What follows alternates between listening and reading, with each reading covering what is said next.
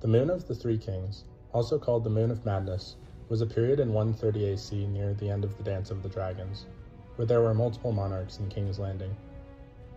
King Aegon escaped King's Landing during its fall to Queen Rhaenyra Targaryen, his half-sister and rival monarch.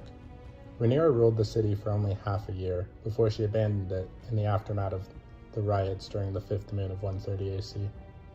Although he did not declare himself king, the shepherd, the man who had instigated the storming of the dragon pit, commanded a mob of tens of thousands from the dragon pit on Rhaenys Hill. He advised his followers to cast aside their possessions and live more humbly, but his influence began to wane. Sir Perkin the Flea, a hedge knight and leader of the rioters, claimed that his squire Trystane Truefire was a bastard son of the late Viserys I Targaryen, the father of Rhaenyra and Aegon. After Rhaenyra fled King's Landing, Sir Garth the Harrowlip surrendered to the Red Keep to Perkin, who then installed Trystane on the Iron Throne. Perkin executed Garth and Sir Harman of the Reeds, among other knights, and he forced Massaria to be whipped naked through the streets, which caused her death.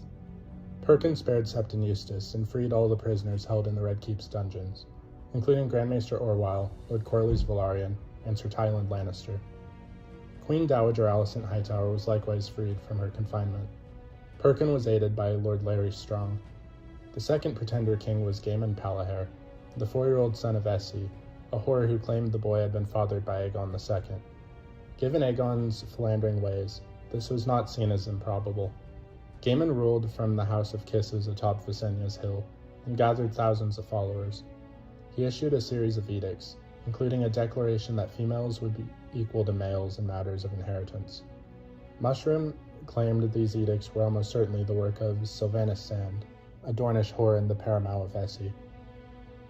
Meanwhile, Aegon, hiding on Dragonstone, recuperated from injuries suffered at Rook's Rest.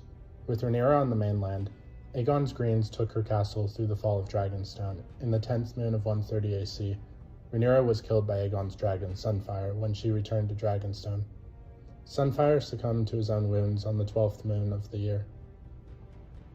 After mourning Sunfire, Aegon readied plans to recover the Iron Throne in chaotic King's Landing. Lord Boros Baratheon led men from the Stormlands to bring order to the capital on the king's behalf. Sir Perkin was imprisoned, and Trystane Truefire was executed once Aegon took the city, though not before he received the boon of knighthood. Essie admitted that Gaemon had been the son of an oarsman from Lys and was hanged.